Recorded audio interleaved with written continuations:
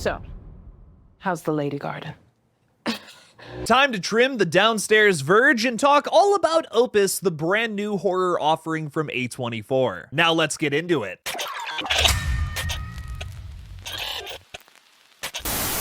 Hey everybody, I'm KillJoy Jake, and instead of having friends, I have horror movies. Opus follows Ariel Ecton, played by Ayo Edebiri, who travels to the remote compound of a legendary pop star, Alfred Moretti, played by John Malkovich, who mysteriously disappeared 30 years ago. Surrounded by a cult of sycophants and intoxicated journalists, she soon finds herself in the middle of his twisted plan. Just like many A24 horror outings, Opus is filled with a ton of metaphors and a lot of weird, bizarre happenings that all come to a single conclusion. Just like Moretti's music, I guess, the attention to detail here in Mark Anthony Green's directorial debut is spectacular. This is something we'll dive further into as we get deeper into this review, but just stay patient for now, my friends. Easily the biggest draw to Opus is the central performances from your main two characters. It's great to see Ayo Edebiri in a horror movie. I've really only seen her in comedies and dramas before in the past, and I hate to sound pretentious like Alfred Moretti here, but I've been a fan of Edebiri's ever since I randomly caught her stand-up special Up Next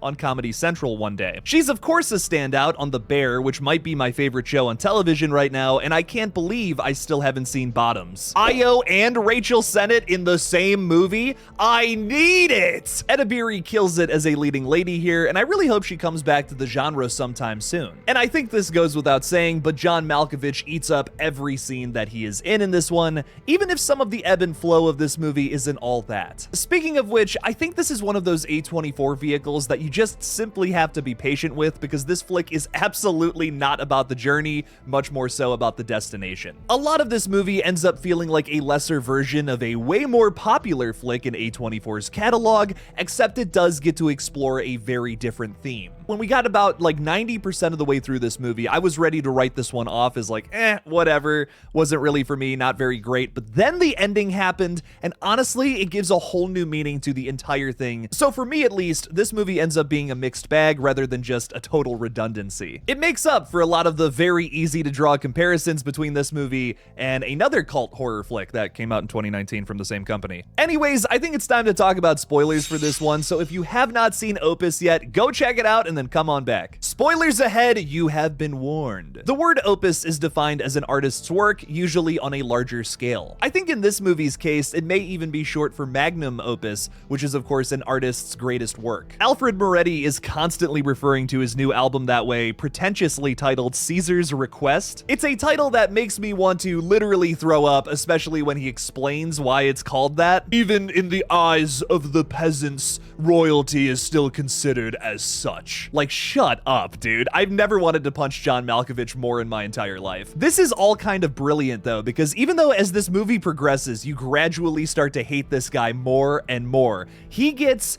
everything he wanted by the time this thing wraps up. It's crushing to Ariel's character, who only realizes far too late that she's fallen into his trap and has no intentions of undoing her unmitigated success. Even though she has so much resentment for this guy as this movie continues to go on, she kinda ends up being his biggest fan. At least that's what her career depends on, isn't it? See, I told you we were getting right into spoilers, man. I gave you a warning, come on now. Breaking down Moretti's scheme, however, this one starts to unfold as soon as this movie opens up. I feel like this movie was targeting me a bit when Ariel starts to open up, and she talks about how she wants to be this great journalist who can have the freedom to write about all the weird things she's interested in. Her friend here, who is definitely trying to smash, gives her some pretty good advice, admittedly, saying that she has to stop being so in the middle, take a hard stance on something. And she definitely does that by the time we get to the end of this one. Ugh, man, this is so good. Alfred Moretti announces he has a brand new album and he's gonna have some people come on by his compound and listen to the new single. He invites Ariel Ecton, this up-and-coming wide-eyed green reporter who wants to break some sort of big story. It's a shock to all of her co-workers and even to herself. You realize as this story marches on, however, that everyone else who was invited is there for cannon fodder. Alfred Moretti just wanted to get revenge on a lot of these folks and kill them them, which is why he pretty much lets Ariel escape. After a Heaven's Gate-style drinking ceremony, Ariel escapes, proving to be Moretti's linchpin. The police show up to the compound, and there's Moretti playing his piano, who completely surrenders, doesn't try to escape or anything, and all of his levelist cult members are gone, out of sight, completely disappeared. His downfall becomes the greatest news story in pop culture, and his album is selling like hotcakes. 2 years pass by, and the hungry young journalist here writes a book about everything that happened on the compound, and again, that album is selling like crazy, dude. Ariel is now forced to spend the greatest part of her career covering this dude's downfall,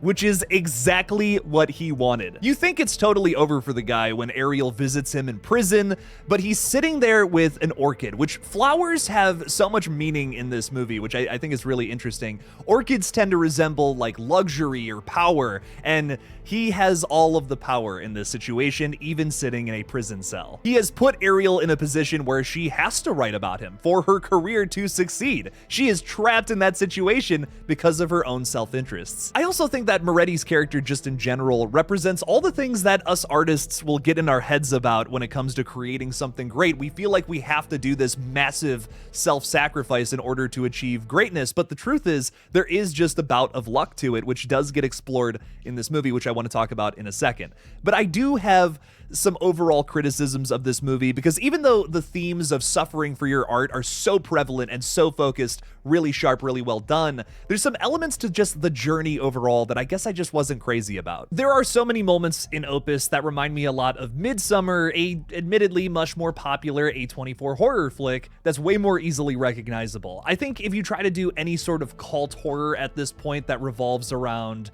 daytime and flowers, it's going to be way too similar to Midsommar. It's impossible not to draw comparisons between that movie and this one. It goes deeper than just that though, because this cult literally has a temple on their compound. They go there to open up a bunch of oysters and look for pearls, which I think yet again is another suffer for your art metaphor. You gotta go through a lot of oysters to get some pearls. We even see a character literally suffer, like literal pain, when he accidentally stabs the knife he's using to crack open these oysters right into his hand, like right here, and that has to be the most effective bout of horror in this entire movie. There are plenty of other Midsommar comparisons I could make with this one, if it's the ebb and flow of this movie where you're learning more about this cult and their hypocrisies, or the fact that one of the journalists gets their head chopped off and festooned with flowers up in the Moretti Museum. I mean, there's so many things that are just like other scenes in Midsommar. We could talk about that all day. But I think I want to close out this review by talking about a lot of the horror elements here,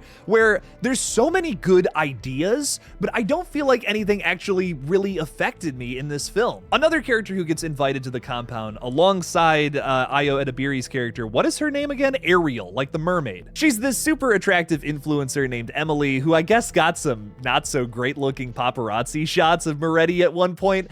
I don't know, that's really funny to me that he like still holds a grudge about pictures. Like, are you kidding me? She gets this really over the top death that we get to see on screen, but a lot of it just looks really digital to me, and just, it's one of those things where in concept on paper, this was a sick idea. Like all of her like wet organs expand in her body. Like we actually see her eyeball pop into Moretti's face at one point, which like, that's so cool, but we don't really see any blood. It's just a little bit of eyeball juice. I don't know. I feel like we could have seen some more Viscara there. This is something I feel like people may disagree with, but I feel like the message is so in your face in this movie. I wish a lot of the horror resembled that as well in this flick. Again, lots of great ideas. There's another character, Juliette Lewis's character, who's wearing a wig, and she's like, oh, it's too tight on my head, I hate this. And then she's dragged by her scalp at one point where we actually get to see a little bit rip off. It's like, it's pretty disgusting. I loved it, but there should be more elements similar to that, which again, another thing that I just feel like Midsommar has this movie beat on. I think this does end up being a smaller criticism than I'm making it out to be though, because overall Opus is done really well. I think there's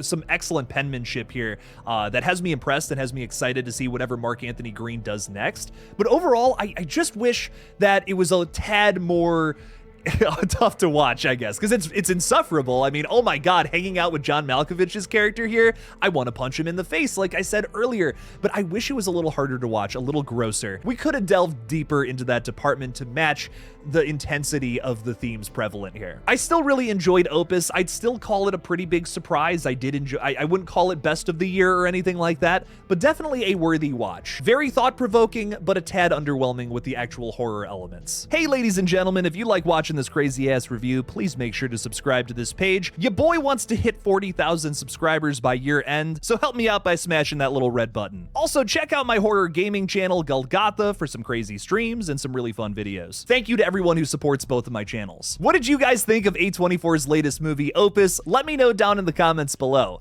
Thank you all again for watching, and as always, don't forget to kill it out there, y'all.